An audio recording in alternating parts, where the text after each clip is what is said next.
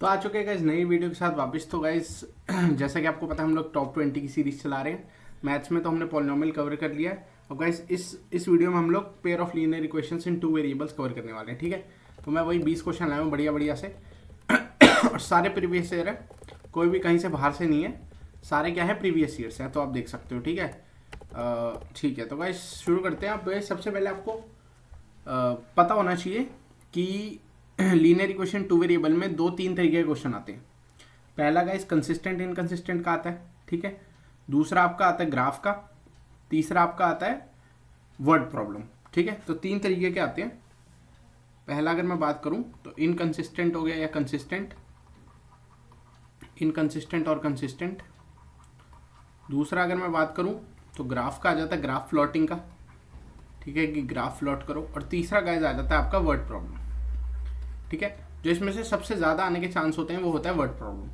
ठीक है, जो सबसे ज़्यादा आने के चांस होते हैं वो होता है वर्ड प्रॉब्लम। ठीक है, हाँ। एक चौथा भी आता है जिसमें आपको पेयर ऑफ लीनियर इक्वेशन को सॉल्व करना होता है। पेयर ऑफ लीनियर इक्वेशन को सॉल्व करना होता है, लीनियर इक्वेशन को सॉल्व करना होता है। अब ये 2 मेथड्स होता है, आपको पता है, एक एलिमिनेशन से और दूसरा अपना सब्सटीट्यूशन से। ठीक है, तो 2 मेथड से होता है। तो ये 4 तरीके के क्वेश्चन आते हैं इस पूरे चैप्टर से। ठीक है, अब एक चीज़ हमें जो जाननी है, मैं इसको रब कर देता हूँ। ठीक है, तो हम पहले बढ़ते हैं कि इनकंसिस्टेंट और कंसिस्टेंट के लिए आपको क्या पता होना जरूरी है। तो वैसे टेबल आप देख सकते हो, आपके पेपर में भी टेबल है। ठीक है, पेपर कह रहा हूँ आपकी एनसीईआरटी में।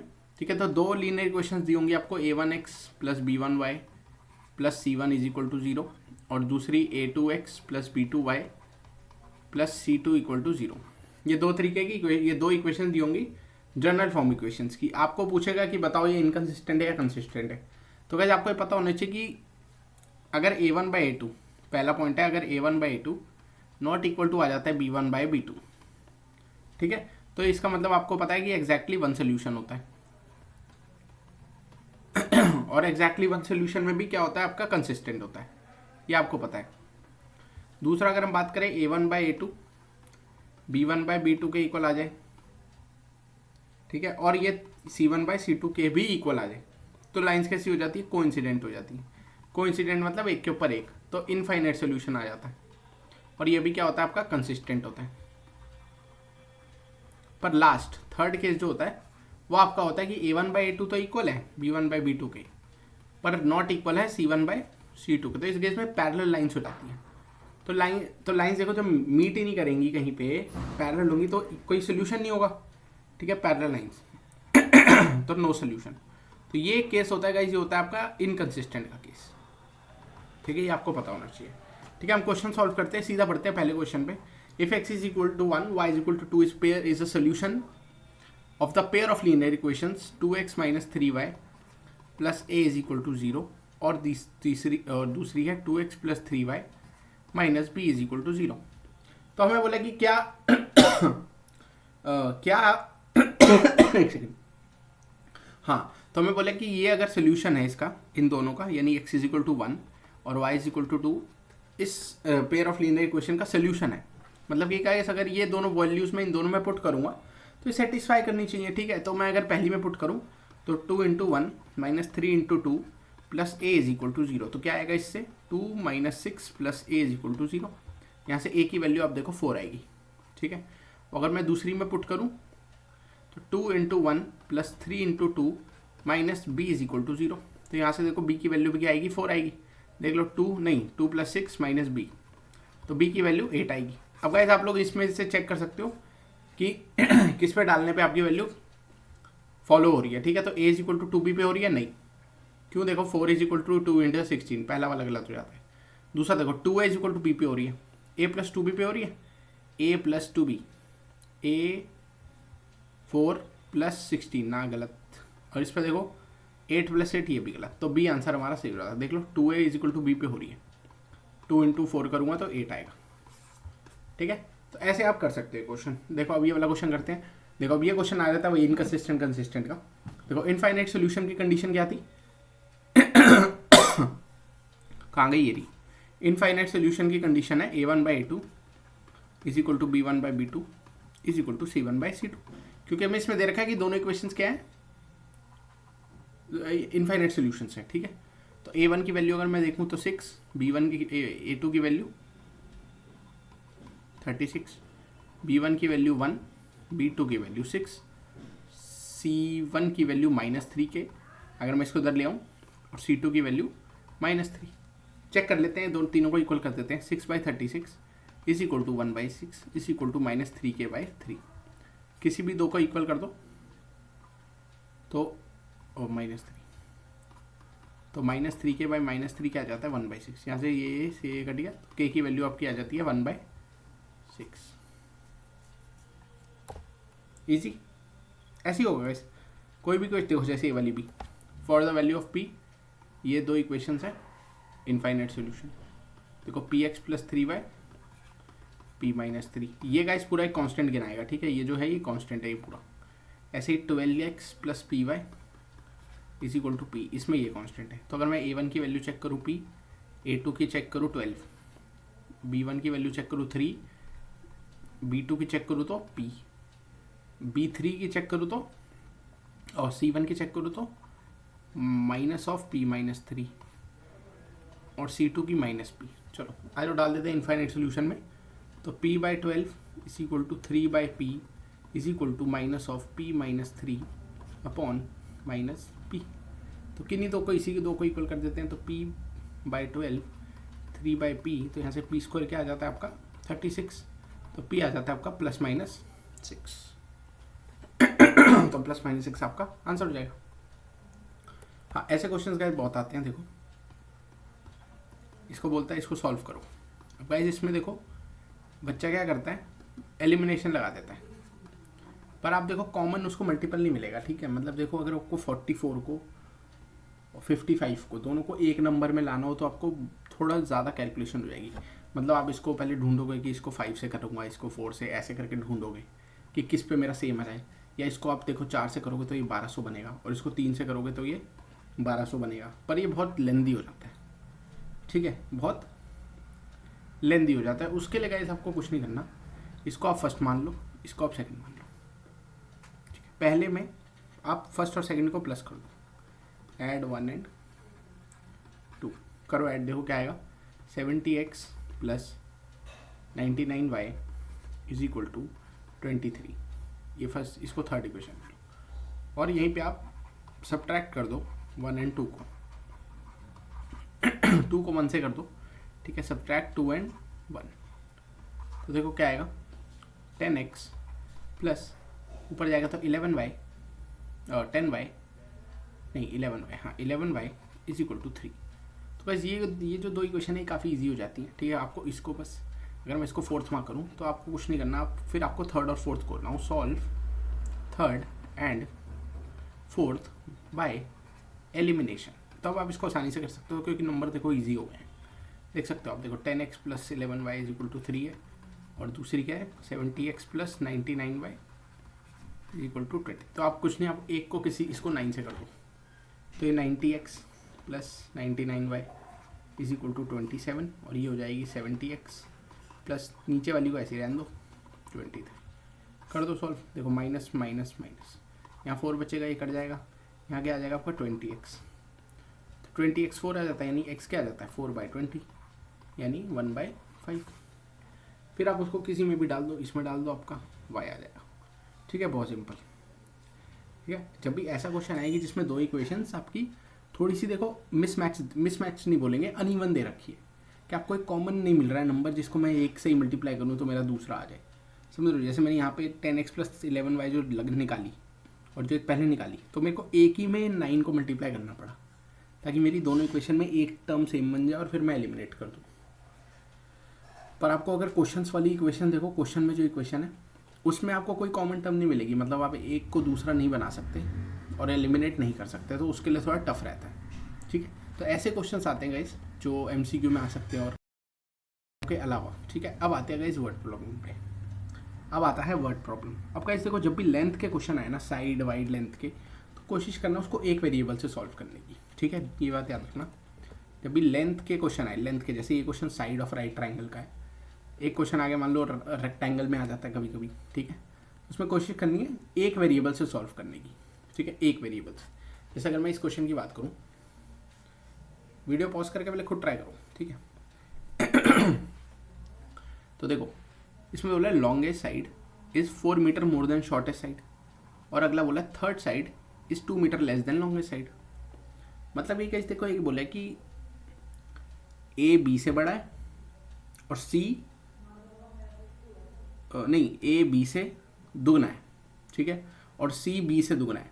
तो मैं सी और ए के बीच में भी तो रिलेशन निकाल सकता हूँ ना। सेम यहाँ पे मैं देखो क्या करूँगा, अगर मैं शॉर्टेस्ट को एक्स ले लूँ यहाँ पे, let shortest be X, shortest side be X, तो भाई जो लॉन्गेस्ट साइड हो जाएगी वो क्या हो जाएगी, लॉन्गेस्ट साइड क्या हो जाएगी, यानी जो मेरी हाइपोटेन्यूज है वो क्या हो जाएगी, x+4 हो जाएगी, क्योंकि x+4 लॉन्गेस्ट है और मैंने बेस को शॉर्टेस्ट मान लिया, ठीक है। तो लॉन्गेस्ट साइड हो जाएगी x+4, क्योंकि मेरे को दे रखी है 4 metre more than longest, more than shortest. तो शॉर्टेस्ट को x माना तो लॉन्गेस्ट हो गई 4 मोर देन शॉर्टेस्ट, ठीक है। तो लॉन्गेस्ट हो गई 4 मोर देन शॉर्टेस्ट, मतलब x+4। और जो मेरी बाकी की थर्ड साइड बची वो क्या है मेरी, इस जो लॉन्गेस्ट आई है उससे 2 कम है, यानी कि ये जो मेरी लॉन्गेस्ट आई है इससे 2 कम, यानी x+2। तो गाइस मेरी तीनों साइड्स किस में आ गई, एक वेरिएबल में आ गई। अब आप इसमें पाइथागोरस लगा सकते हो, पाइथागोरस लगाओ तो हाइपोटेन्यूज का square is equal to perpendicular का स्क्वायर प्लस बेस का स्क्वायर। सॉल्व करेंगे x² + 16 + 8x, यहाँ सॉल्व करेंगे x² + 4 + 4x + x²।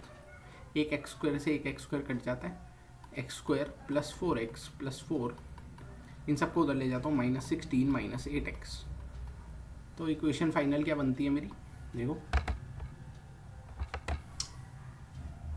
क्या है, x² + 4x + 4, x² 4x + 4 -16 - 8x, ठीक है।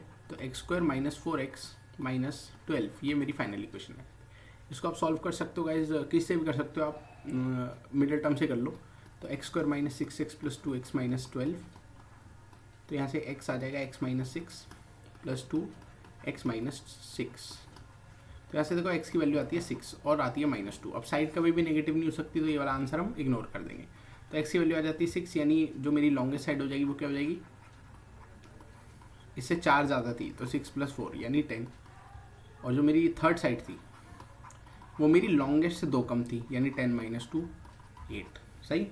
अब हम क्या, अब हमसे एक चीज़ और बोलिए इस क्वेश्चन में, देखो यहाँ पे क्या बोलिए, एरिया और पेरीमीटर निकालना है। तो पेरीमीटर और एरिया के लिए, अरे सॉरी, हाँ, तो पेरीमीटर के लिए अगर मैं देखूँ तो तीनों साइड का सम यानी 6 + 10 + 8, यानी कितना आ जाएगा, ये 18 से 24 मीटर आ जाएगा, ठीक है। मीटर लिखना है, यूनिट्स लिख लो, क्योंकि यहाँ मीटर दे नहीं रखा है। तो 24 यूनिट्स। बात करेगा इस एरिया की, तो हाफ बेस इंटू हाइट, तो हाफ बेस कितना दे रखा है, शॉर्टेस्ट साइड 6, और हाइट कितनी है परपेंडिकुलर 8, यहाँ से काट दो 3, तो 24 ये भी आ जाता है यूनिट्स स्क्वायर, ठीक है। समझ गया, इजी है। देखो जो भी साइड का क्वेश्चन आएगा तो एक ही वेरिएबल से कोशिश करनी है सॉल्व करने की, ठीक है। आ जाओ इस क्वेश्चन में पढ़ते हैं। ये क्वेश्चन दे रखा है 2 kg apples and 1 kg grapes was found to be 320 rupees, और यहाँ में ये भी दे रखा है कि ग्रेप्स को एप्पल को x लेना है और इसको y लेना है, ग्रेप्स को, ठीक है। तो कॉस्ट ऑफ 1 kg एप्पल जो हमें गिवन है वो है x, और कॉस्ट ऑफ 1 kg ग्रेप्स जो गिवन है वो है y, ठीक है। तो अकॉर्डिंग टू क्वेश्चन अगर पहले की बात करूँ 2 kg एप्पल यानी 2x, 1 kg ग्रेप यानी 1y इज इक्वल टू 320, तो 2x + y क्या आ गया 320, ये पहली क्वेश्चन आ गई। दूसरी देखो 4 kg एप्पल यानी 4x, 2 kg ग्रेप मतलब 2x, ये कितना है 600। तो अगर मैं 2x + x करूँ, ओ y होगा, सॉरी, हाँ, ठीक है। तो ये मेरी दूसरी क्वेश्चन आ गई, सही, यही ना 4x + 2y, ठीक है। हाँ, अब क्या कर सकते हैं, अब इसमें हम एलिमिनेशन लगा कर सकते हैं। वैसे इसमें क्या बोला है, represent the situation as system of equation check whether, अच्छा इसमें हमें कंसिस्टेंट इनकंसिस्टेंट करना है। तो a1 की वैल्यू हो जाएगी 2, a2 की वैल्यू हो जाएगी 4, b1 की वैल्यू हो जाएगी 2, b2 की वैल्यू हो जाएगी 1, और c1 की वैल्यू हो जाएगी 600। अच्छा नहीं, इसमें ले रहा हूँ ना मैं 2, अच्छा इसमें 1 होगी, सॉरी, ये वाली 1 और ये वाली 2, और c1 की वैल्यू हो जाएगी 320 और c2 की वैल्यू हो जाएगी 600। तो इनको सॉल्व कर लो, a1/a2 निकालो, b1/b2 देखो इक्वल आएगा, पर c1/c2 नॉट इक्वल आएगा। तो ये कौन सा केस हो गया, देखो यहाँ ऊपर देखो, वैसे ऊपर हो जा, ये देखो a1/a2 इक्वल है पर नॉट c1/c2, तो वो पैरेलल लाइन का केस हो जाएगा, यानी इनकंसिस्टेंट आएगा इसी केस। तो ये केस आएगा इनकंसिस्टेंट। इजी है ना, सच बता रहा हूँ, बहुत इजी आता है। ठीक है, ये चाहिए आपका होमवर्क है। इसको आप देखो एलिमिनेशन से भी कर सकते हो, सब्स्टिट्यूशन से भी कर सकते हो, किससे भी कर सकते हो। ठीक है, हाँ ये क्या है भाई, ordinate of the point where line cut the Y axis. अच्छा, इसमें आपको कुछ नहीं करना है, ग्राफ बनाना है, ग्राफ प्लॉट करना है। देखो अब ग्राफ प्लॉट कैसे होता है, अगर मैं पहली क्वेश्चन लूँ ऐसे लिख सकता हूँ, और ये वाली लूँ तो ऐसे लिख सकता हूँ, या इसको थोड़ा सा अगर बदलना चाहूँ तो इस माइनस को चलो ऐसे ही रहने दो, या पूरे सबको माइनस से मल्टीप्लाई करोगे तो ये आएगा, ऐसे भी लिख सकता हूँ। ठीक है, कैसे, चलो ऊपर वाले ही लेते हैं, बच्चों के लिए थोड़ा मुश्किल हो जाता है। ठीक है, तो इसमें आप ग्राफ बना लो, यहाँ एक्स ले लो, यहाँ वाई ले लो, यहाँ पॉइंट से ले लो, सेम यहाँ भी ग्राफ बना लो एक्स वाई। ठीक है, देखो क्या करें, y को 0 रखेंगे x 1 आएगा, x को 0 रखेंगे y -2 आएगा। पहले दो पॉइंट से ही हो जाते हैं, एक को 0 लो दूसरा आता है, दूसरे को 0 लो पहला आता है। ठीक है, और देखो y को अगर मैं 2 रखूँ तो 4 यानी x भी 2 आएगा। तो 3 पॉइंट काफ़ी होते हैं हमारे लिए। ठीक है, 3 पॉइंट इज मोर देन एनो। यहाँ देखते हैं, y को 0 लेंगे तो x 1, x को 0 लेंगे तो y -4। ठीक है, फिर y को अगर मैं 4 लूँ तो 2 आएगा। चलो 3 पॉइंट हो गए। अब इनको आप प्लॉट कर लेना और आपका आंसर आ जाएगा। ठीक है, इसमें आपको क्या निकालना है, difference between the ordinates of the points where given line cut the X axis और वाई एक्सिस। तो मान लो ये दो लाइन, मान लो एक ऐसे बनी एक ऐसे बनी, अब इस पॉइंट पर इस पॉइंट पर कट कर रही है ना, इन दोनों के ऑर्डिनेट लेने, ऑर्डिनेट मतलब वाई कोऑर्डिनेट दोनों के, और दोनों का क्या लेना है, एब्सोल्यूट डिफरेंस का मतलब होता है पॉजिटिव डिफरेंस। पॉजिटिव मतलब मान लो कि देखो यहाँ मैं बड़ा बड़ा दिखाता हूँ, मान लो ये पहली वाली लाइन आती है ऐसे और दूसरी वाली लाइन आती है कुछ ऐसे। अब ये तो गाइस यूनिक सॉल्यूशन तो है, इसको नहीं कुछ करना है आपको, आपको जाना है वाई एक्सिस पे। ये दो पॉइंट दिखेंगे आपको, इसमें जो भी वाई की वैल्यू होगी उन दोनों का डिफरेंस लेना, पॉजिटिव डिफरेंस। ठीक है, वो इसका आंसर हो जाएगा। ये आपका होमवर्क है, इतना तो आप कर सकते हो। अब आता है गाइस वर्ड प्रॉब्लम, जो बहुत इंपॉर्टेंट। अब ये वाली वर्ड प्रॉब्लम आती है, इसमें आपको स्पीड का जो वर्ड प्रॉब्लम होती है, जैसे अपस्ट्रीम डाउनस्ट्रीम वाली या ये वाली, ये आपको निकालनी होती है। ठीक है ठीक है, तो मैं मान लेता हूँ लेट स्पीड ऑफ कार या स्पीड ऑफ जो भी है, क्या है, पर्सन है, स्पीड ऑफ पर्सन या car, speed of person be x km/h, क्योंकि मुझे वही निकालनी है। Find the speeds in each direction. तो मैं एक अपवर्ड की ले लेता हूँ, यहाँ पे अपवर्ड की इसके इधर बना लेता हूँ, दो केस बनाया करो, और एक डाउनवर्ड की इधर। ठीक है, तो अगर मैं अपवर्ड की बात करूँ तो अपवर्ड में डिस्टेंस कितना चला है वो 150 किलोमीटर, और डाउनवर्ड में भी मेरे हिसाब से उतना ही चला है मेरे हिसाब से। ठीक है, अब देखो अपवर्ड में क्या हो जाएगी, स्पीड कम हो जाएगी ना, मानते हो ना। देखो लिखा है, अगर अपवर्ड में मैं x ले रहा हूँ स्पीड, तो देखो यहाँ क्या लिखा है, रिटर्न एट स्पीड ऑफ 10 मोर। मतलब अगर मैं अपवर्ड की स्पीड x ले लूँ तो इसमें स्पीड कितनी लग रही है, x + 10। सही, अगर मैं इसका t अपवर्ड निकालूँ तो कितना आएगा, क्या होता है, speed is equal to distance upon time होता है ना। तो टाइम क्या हो जाएगा, डिस्टेंस अपॉन स्पीड, यानी 150/x। ठीक है, और यहाँ पे अगर मैं t डाउनवर्ड निकालूँ तो वो कितना आएगा, 150/x + 10। सही। अब देखो क्या दे रखा है कि दोनों का डिफरेंस दे रखा है कि उसे अपवर्ड में ज़्यादा टाइम लगा क्योंकि भाई धीरे चल रहा है, और डाउनवर्ड में वो तेज़ आया तो उसे कम टाइम लगेगा। ठीक है, तो ज़्यादा टाइम कौन सा हो गया, ये वाला, नहीं सॉरी, हाँ ये वाला, और कम टाइम कौन सा हो गया, ये वाला। तो ज़्यादा माइनस कम, इसकी वैल्यू क्या दे रखी है मैं 2.5 आवर्स, मतलब यानी 5/2 आवर्स। अब आप इसको सॉल्व करो, आओ सॉल्व करते हैं थोड़ा थोड़ा। यानी 150/x - 150/x + 10, ये कितना दे रखा वो 5/2। मैं करता हूँ 150 कॉमन ले लेता हूँ, 1/x - 1/x + 10 कर देता हूँ इसको, और यहाँ आ जाता है 5/2। ठीक है, इसको काट देते हैं 5 से, ये 30 पे आ जाएगा, ठीक है। तो 30 अंदर एलसीएम लेते हैं x प्लस 10 माइनस एक्स और नीचे आ जाएगा X square plus 10x is equal to 1/2। ठीक है, ये x भी कट गया और ये 300 हो जाएगा। तो 300 is equal to X square plus 10x/2। तो एक्स स्क्वायर प्लस 10x क्या आ जाता है 600। इसको आपको सॉल्व करना है, x square plus 10x minus 600, इसको आप सॉल्व करो। ठीक है, 30 और 20 हो जाएगा। देखो x square plus 30x minus 20x minus 600। तो x आ जाएगा x प्लस 30 माइनस 20 लोगे x प्लस 30। तो यहाँ से x की दो वैल्यू आएगी, एक आएगी -30 और एक x की आएगी 20। अब स्पीड कभी भी नेगेटिव नहीं हो सकती, तो ये हटा दो। तो x आ जाएगा 20 किलोमीटर पर आवर, यानी अपवर्ड में स्पीड कितनी हो गई 20, और डाउनवर्ड में उसने बोला था ज़्यादा स्पीड लग रही है। देखो तो डाउनवर्ड की स्पीड क्या हो जाएगी, देखो यहाँ v अपवर्ड निकालोगे तो कितनी आई है 20, और v डाउनवर्ड निकालोगे तो इससे 10 ज़्यादा यानी 30। हो गया क्वेश्चन। ठीक है, कैसे ऐसे ही होंगे ये क्वेश्चन। अब 2 केस लेके चलने हैं। फिर कैसे डिजिट का क्वेश्चन आ जाता है, बहुत बढ़िया क्वेश्चन होता है। 2 डिजिट नंबर की बात करते हैं तो हम क्या करते हैं, 1 डिजिट ले लेते हैं इधर, या हम 10s ले लेते हैं इधर और 1s ले लेते हैं इधर। 1s को x और 10s डिजिट को y ले लेते हैं। ठीक है, यहाँ लिखना पड़ता है आपको ये सब। लेट 10s डिजिट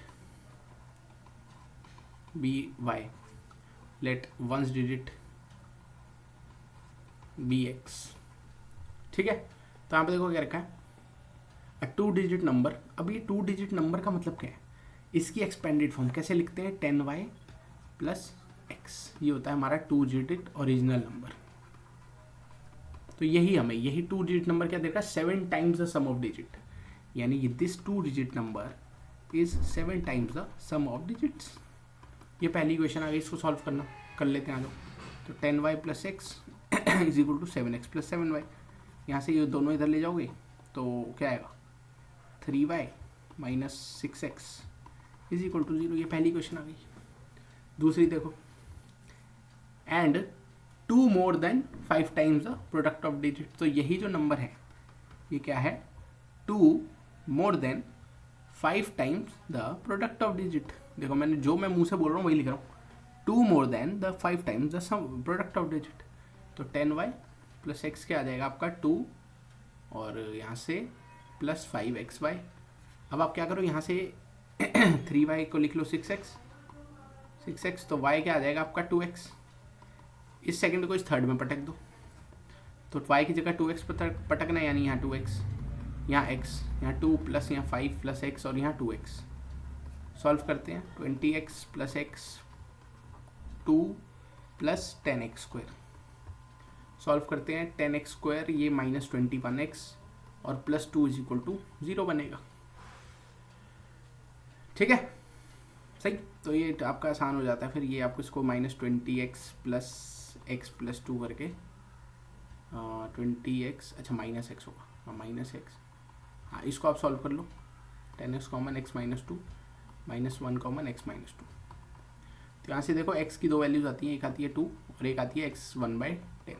अब डिजिट कभी फ्रैक्शन में नहीं हो सकती, तो काट देंगे तो x इक्वल टू 2 आ जाता है। तो y क्या हो जाएगा आपका, किसी में भी डाल के आप y निकाल सकते हो। ठीक है, ऐसी क्वेश्चन। अच्छा ये देखो, ये वही क्वेश्चन आगे, होमवर्क ले लो इसको, a/b, a1/a2, b1/b2। ये देखो ये वही ले लो, प्लस करो माइनस करो सॉल्व करो। ये करना है खुद, होमवर्क ले लो, ये खुद करो गाइस, कुछ अब खुद ट्राई करने की ज़रूरत है। ठीक है, हाँ कितने बचे हैं भाई, अबे भाई होता है भाई। चलो अगला क्या है ना, pair of supplementary angle. Supplementary angle क्या होते थे सर, जिनका सम 180 होता था। ठीक है, तो लेट ग्रेटर एंगल ले लेते हैं हम लोग x। ठीक है, और तो स्मॉलर एंगल क्या हो जाएगा, देखो यहाँ लिख रखा है greater angle exceeds the smaller by 50। तो आप एक काम करो, स्मॉलर को x ले लो। वैसे आप देखो उसको भी ले सकते हो, पर उसमें थोड़ा सा माइनस करना पड़ेगा। तो लेट स्मॉलर को ले लो x, तो ग्रेटर क्या हो जाएगा 50 का 50 प्लस x, क्योंकि बोला एक्सीड्स द स्मॉलर बाय 50। उसके बाद हमें पता है कि सर कॉम्प्लीमेंट्री सप्लीमेंट्री होते हैं 180 वाले, तो यानी x प्लस 50 प्लस x, इन दोनों का सम क्या है 180। यहाँ से 2x आ जाता है आपका 30 130, तो x आपका आ जाता है यहाँ से 65 डिग्री। तो ये स्मॉलर आ गया। ठीक है, अच्छा पेयर ऑफ लीनियर इक्वेशन बोले आप, ये थोड़ा सा हो जाता है, तो मैं ऐसा करता हूँ, इनको पेयर में लिख देता हूँ। तो स्मॉलर को x ले लो, तो जो और लेट कर लो बिगर को y ले लो। अब हम इधर का जो y है वो x+2 है और x+50 है डिग्री। और एक चीज़ हमें पता है कि जो x+y है वो क्या है 180 डिग्री। देखो दो इक्वेशन आ गई, पहली और दूसरी। अब आपको इसको सॉल्व करना, obtain the measure of each angle. Solve कर लो, यहाँ से ऊपर से x निकाल लो, y-50, नीचे में पुट कर दो y-50 plus y is equal to 180, तो 2y इज इक्वल टू 230। तो y क्या आ जाता है यहाँ से अपना 120 नहीं सॉरी 115 डिग्री। और x क्या आ जाएगा, x आपका आ जाएगा 115 माइनस 50 यानी 65 डिग्री। तो वही आया था पिछले वाला भी, ठीक है। तो ये आप ऐसे हो सकता है, आसान है ये, ठीक है। फिर वही करो भाई, खुद होमवर्क ले लो, इसको ग्राफिकली सॉल्व करना है ना, पहले कंसिस्टेंट चेक करना है फिर ग्राफिकली, ठीक है। एक फ्रैक्शन है 1/3, देखो फ्रैक्शन के भी बहुत आते हैं, तो लेट कर लो न्यूमरेटर को x और डिनोमिनेटर को y। तो बोला एक फ्रैक्शन 1/3 है जब 2 सब्ट्रैक्ट हुआ न्यूमरेटर से, तो x - 2 सब्ट्रैक्ट हुआ न्यूमरेटर से, y ऐसे ही रहा, तो फ्रैक्शन है 1/3। और फिर बोला कि अगर 1 सब्ट्रैक्ट हुआ डिनोमिनेटर से, मतलब न्यूमरेटर ऐसे ही और डिनोमिनेटर से 1, तो फ्रैक्शन ही है। इन दोनों को सॉल्व करते हैं जो, तो x - 2 is equal to y और यहाँ पे 3 इधर आ जाएगा, तो y आ जाता है 3x - 6। यहाँ सॉल्व करते हैं x2x is equal to y - 1, यहाँ पुट कर देंगे y की वैल्यू ये 1 वाली, तो 2x आ जाता है 3x - 6 - 1 यानी 2x is equal to 3x - 7। तो x की वैल्यू देखो यहाँ से 7 आ जाती है, और फिर y में पुट कर दोगे, इस किसी में भी पुट कर दोगे आपकी फ्रैक्शन आ जाएगी, ठीक है। आ जाओ एज वाला कर लेते हैं एक, sum of ages of father and son. तो लेट कर लो फादर की एज x, सन की एज y ले लो। हमें दे रखा है x + y 40 है, दोनों की सम का एज 40 है। दूसरा क्या है, फादर एज इज 3 टाइम्स सन, यानी फादर की एज जो है वो 3 टाइम्स सन है। पुट कर दो यहाँ पे x + 5 में, तो 4y इज इक्वल टू 40, तो y यहाँ से आ जाता है 10, तो x क्या आ जाएगा 30, हो गया लो, ठीक है। इजी होते हैं इसी वाले क्वेश्चन ना, हाँ ये आता है क्वेश्चन ऐसे, ये देखो ये बढ़िया क्वेश्चन आ गया, ठीक है। और क्या है अगला, कौन सा है अगला, भी डाउन स्ट्रीम अपस्ट्रीम। देखो अगला भी डाउन स्ट्रीम, बताओ कौन सा किया जाए, ये वाला करते हैं, अगला होमवर्क ले लेना, ठीक है। हाँ देखो उसने a man can row a boat downstream. अब पहले आप समझ लेते हैं अपस्ट्रीम डाउन स्ट्रीम होता है, ऐसे आपको पता होगा अपस्ट्रीम डाउन स्ट्रीम। अपस्ट्रीम मतलब बोट जा रही है ऊपर, ऊपर नहीं, बोट जा रही है पानी के अपोजिट, ठीक है। तो लेट कर लेते हैं, ऊपर लिख लेते हैं, यहाँ लिख लेते हैं, late speed of stream bx, और लेट कर लेते हैं स्पीड ऑफ बोट। यहाँ थोड़ा सा मैं यही लिख देता हूँ, एक मिनट इसको हटा के यहाँ लिख देता हूँ। पहले लेट जो हमें निकालना है, let speed of rowing in still water, मतलब speed of boat in still water, इसको ले लेते हैं हम x किलोमीटर पर आवर, और लेट कर लेते हैं हम स्पीड ऑफ स्ट्रीम को, यानी पानी की स्पीड को y किलोमीटर पर आवर। अब आ जाओ इक्वेशन बनाते हैं, एक बनेगी अपस्ट्रीम की, एक बनेगी डाउन स्ट्रीम की, ठीक है। तो देखो डाउन स्ट्रीम में पहले डिस्टेंस देखो, पहले देखा 20 किलोमीटर का। A man can row a boat downstream 20 kilometre in 2 hours, यहाँ टाइम दे रखा है 2 आवर्स। दूसरा क्या है भाई, अपस्ट्रीम में देखो डी दे रखा है 4 किलोमीटर और टाइम दे रखा है फिर से 2 hours. Find the speed of the rowing boat, वही ये हमें दोनों निकालनी है, ठीक है। तो देखो इसमें स्पीड क्या हो जाएगी, देखो पानी जा रहा है ऐसे y, पानी जा रहा है y, बोट आ रही है x। अब गाइस एक बात बताओ, पानी भले ही अपोजिट आ रहा है पर बोट तो आगे जा रही है, समझ लो, मतलब बोट का दबदबा है पानी में तभी तो जा रही है। अगर पानी का दबदबा होता तो बोट ऐसे होती पर जाकर आ रही होती पीछे, पर पानी ऐसे आ रहा है बोट ऐसे जा रही है पर बोट जा रही है आगे, तो बोट का दबदबा हुआ यानी बोट की स्पीड ज़्यादा हुई। तो मैं इसकी स्पीड को क्या लिखूंगा, बोट की स्पीड ज़्यादा माइनस पानी आगे से धक्का दे रहा है, माइनस पानी आगे से धक्का दे रहा है। यहाँ पे देखो स्पीड क्या हो जाएगी,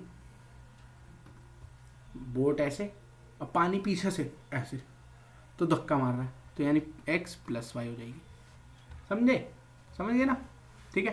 तो यहाँ से आप निकाल सकते हो स्पीड, डिस्टेंस ले लो, हाँ डिस्टेंस लेके चलते हैं हम लोग। तो डिस्टेंस हो जाता है हमारा क्या, स्पीड इंटू टाइम हो जाता है शायद, है ना, स्पीड इंटू टाइम। तो डिस्टेंस यहाँ पे ले लो 4 is equal to speed x minus Y into time. यहाँ पे भी ले लो, डिस्टेंस ले लो 20 और स्पीड हो जाएगी x प्लस वाई, और यहाँ पे आ जाएगा अपना 2। ठीक है, तो दो इक्वेशन बन जाती हैं, फिर से दिख रही है आपको साफ साफ। एक इक्वेशन आई 4 into X minus Y, sorry एक आई 4 is equal to X minus Y into 2, और एक आई है हमारी 20 is equal to X plus Y into 2। तो यहाँ से x माइनस वाई की वैल्यू आ जाती है 2, यहाँ से x प्लस वाई की वैल्यू आ जाती है 10। इन दोनों का एलिमिनेशन से सॉल्व कर लेते हैं। अरे क्या हो गया, हैंग क्यों हो रहा है। सॉल्व करते हैं, 2x आ जाता है 12, तो x आ जाता है 6, यानी स्पीड ऑफ स्टिल वाटर की आ गई 14 स्टिल वाटर 6। y निकाल लो यहाँ से, किसी में भी डाल के इसमें डाल लेते हैं, तो y आ जाता है 4। तो देखो आगे स्पीड दोनों की आ गई। ठीक है, तो इमेजिन करना है, बोट ऐसे जा रही है, पानी ऐसे आ रहा है, पर बोट आगे ही जा रही है, तो बोट का दबदबा है, पानी के अपोजिट है, तो इसलिए बोट माइनस पानी होगा, क्योंकि बोट का दबदबा है। अगर पानी का दबदबा होता तो पानी माइनस बोट होता, पर बोट का दबदबा है तो बोट माइनस पानी अपस्ट्रीम में। पर डाउन स्ट्रीम में तो सेम है, आपको पता है डाउन स्ट्रीम ऐसे बोट और पीछे से और पानी ऐसे ऐसे ऐसे, तो बोट प्लस पानी का भी धक्का, तो इसलिए डाउन स्ट्रीम में स्पीड क्या हो रही है, प्लस हो रही है। पर इसमें कभी कभी बच्चा यहाँ गलती कर देता है, यहाँ y माइनस एक्स लिखा आता है, जो कि सबसे बड़ी गलती होती है, क्योंकि आपको ये देखना होता है कि बोट का दबदबा है, बोट ऐसे ऐसे ऐसे ऐसे ऐसे, पानी ऐसे आ रहा है भले ही, पर बोट जा ऐसे ही रही है, तो बोट का देखो दबदबा है ना, है कि नहीं। आपको आप मान लो 10वीं में हो और दूसरी क्लास का बच्चा आपको आगे से धक्का मारे, आप एक हाथ से नहीं उसको ले लोगे आगे की तरफ, है, तो आपका धक्का माइनस उसका धक्का गिना जाएगा ना, नेट फोर्स। थोड़ी फोर्स एंड लॉस तो पढ़े होंगे, फोर्स एंड लॉस, तो आपका धक्का माइनस उसका धक्का गिना जाएगा, ना कि उसका माइनस आपका, क्योंकि दबदबा आपका ज़्यादा है, आपका पहले आएगा तभी तो नेट फोर्स निकलेगी। ठीक है, समझ गए। तो ये क्वेश्चन आपका होमवर्क ले लो, सेम ऐसे ही होगा होमवर्क। ठीक है, लास्ट में एक केस स्टडी का क्वेश्चन आता है, मैं इक्वेशन बनाता हूँ, देखो बहुत आसानी क्वेश्चन है, वीडियो ज़्यादा लंबी नहीं होनी चाहिए, 32 मिनट हो चुके हैं ऐसे भी। तो मैं इक्वेशन बनाता हूँ। ठीक है, देखो क्या दे रखा है, एक स्कूल अपना ग्रैंड कल्चरल इवेंट कर रहा है जिसमें टेबल चेयर ले रहा है वो। ठीक है, टेबल की देखो यहाँ पे हम दे रखी है कि रेंट दे रखा है रेंट फॉर चेयर दे रखा है 1 चेयर ₹X, और रेंट फॉर 1 टेबल दे रखा है ₹Y। ठीक है, देख लो ये। अच्छा रेंट फॉर, अच्छा सॉरी रेंट फॉर 1 चेयर नहीं दे रखा है, हमें ये बोला है कि x चेयर्स यूज हुई हैं। ठीक है, तो लेट क्यों दे रखा है, तो चेयर्स यूज्ड कितनी है x, और चेयर और टेबल्स यूज्ड कितने हैं y। ठीक है, हाँ x चेयर्स और y टेबल्स रेंट किए स्कूल ने। अब उसने बोला कि चेयर का रेंट कितना है 50 रुपये और टेबल का 200, और स्कूल का बजट कितना है 30,000। तो देखो एक चेयर 50 रुपये की, तो x चेयर 50x की, एक टेबल 200 की, तो y टेबल 200 का आएगी, और टोटल कितना बजट है उसका 30,000 स्कूल का, देखो है ना। और उसने बोला कि जो टोटल नंबर ऑफ आइटम उसने लिया वो है 300, मतलब उसने जितनी चेयर ली और जितनी टेबल ली वो कितनी है टोटल 300। बन गई ना दो इक्वेशन। सॉल्व करेंगे, आंसर निकालेंगे। बताओ कमेंट सेक्शन में आंसर, बताओ कमेंट सेक्शन में भाई, सब कमेंट सेक्शन में बताओ इसका आंसर, समझे। देखो चेयर ली x, जैसे आपने 50 चेयर ली, अभी x है यहाँ पे, आपने 50 ली, एक चेयर का रेंट 5 है, तो 50 चेयर का 250 मल्टीप्लाई कर रहे हैं। ऐसे यहाँ पे x चेयर ली, एक चेयर का 50 रेंट 50 रुपये, तो x चेयर का 50x, ऐसे एक टेबल का 200 रुपये, तो y टेबल के 200 रुपये, 200 इंटू वाई, और टोटल बजट भी दे रखा है स्कूल का कितना है 30,000। ठीक है, फिर उसने बोला कि स्कूल ने सामान कितना लिया, टोटल सामान लिया 300, तो चेयर और टेबल को मिला के 300 आइटम हो गई। ठीक है, तो ये दो इक्वेशन बन गई, इसको आप एलिमिनेशन से सॉल्व कर सकते हो, ये हो जाएगा। ठीक है, ये देखो इक्वेशन लिख दी मैंने, और ये आप निकाल सकते हो एलिमिनेशन से। बी पार्ट देखो क्या है, if school want to spend maximum, मतलब इस 30,000 की जगह उसने क्या किया 27,000 लिए। ठीक है, बी पार्ट के आंसर में सेम रहेगा सब कुछ, 200y 27,000, और x प्लस ये तो सेम है, शायद 300 ही आइटम ले रखा है, ज़रा हाँ 300। तो ये है कि अगर वो 27,000 ले रहा है और 300 आइटम ले रहा है तब क्या होगा भाई, तो ये इस बी पार्ट में। और लास्ट पार्ट में आंसर क्या है, what is the maximum number of table chair if no chair is rented. तो चेयर वाले वेरिएबल को जीरो कर दो। तो इस केस में x को जीरो रख देना, y की वैल्यू निकाल लेना, खत्म। सही समझ गए। तो सी पार्ट जो दे रखा है उसमें x को जीरो रखना है और y की वैल्यू निकालनी है कि भाई टोटल कितने आएंगे टेबल, है ना। ये दे रखे हैं देखो, what is the maximum number of table rented when no chair are rented. तो चेयर को जीरो रख दिया तो टेबल बच गए। तो बताओ 30,000 में कितने टेबल आ जाएंगे, 200 into y is equal to 30,000। तो ये तो ये आंसर आ गया। लो 150 टेबल आ गई, 150 आ गई ना, हाँ 150 आ गई। लो ठीक है, तो ऐसे होंगे ये क्वेश्चन। और गाइज मेन जो क्वेश्चन थे इसमें अपस्ट्रीम डाउनस्ट्रीम वाले हो गए, एज वाले हो गए, पापा बेटा की एज वाले, फ्रैक्शन वाले क्वेश्चन, डिजिट वाले क्वेश्चन, एंगल वाले क्वेश्चन और लेंथ वाले क्वेश्चन, मैंने सारे टाइप के करा दिए गाइज। कोई भी दिक्कत हो कमेंट सेक्शन में पूछना। और टोटल 20 क्वेश्चन है, सारे प्रीवियस ईयर है सारे, ठीक है। तो इस वीडियो में इतना ही।